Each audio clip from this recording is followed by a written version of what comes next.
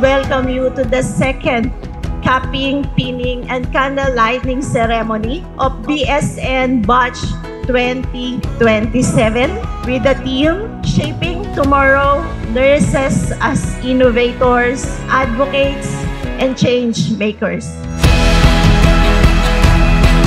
I wish you all good luck in your nursing journey.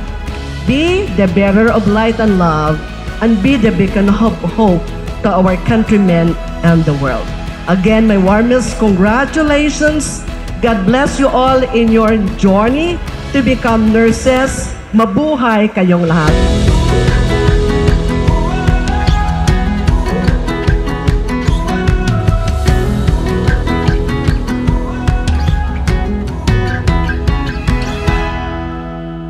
Kung gusto mong maging successful ang buhay mo sa mundo, magsumikap ka. Pero kung gusto mong maging meaningful ang buhay mo sa mundo, magsakripisyo ka. To our parents, guardians, and friends, a heartfelt welcome. Your encouragement and sacrifices have brought our student this far.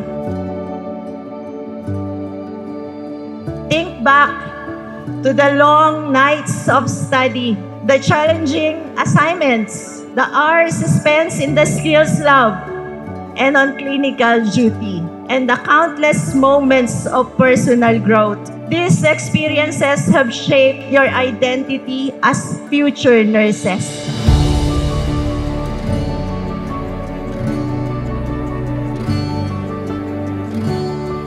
Let this momentous occasion serve as a reflection of your commitment to the nursing profession, grounded in the core values of National University: integrity, compassion, resilience, innovation, and patriotism. These values will guide you through the next 3 years of your study, service, and growth.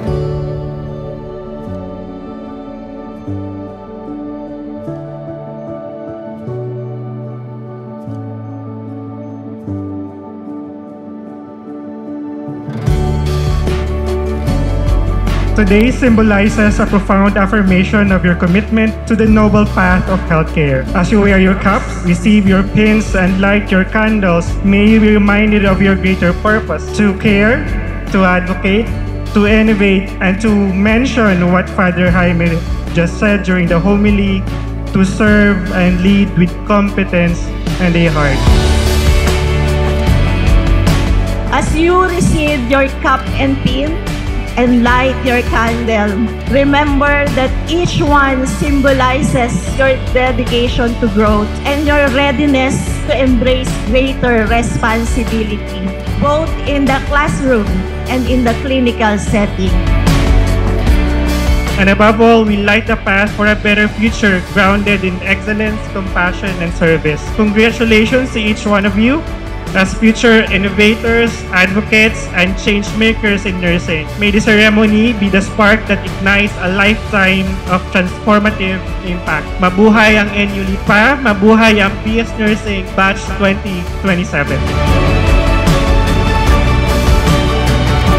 We are called not to be successful, but to be faithful. And being faithful means be who you are and be that well.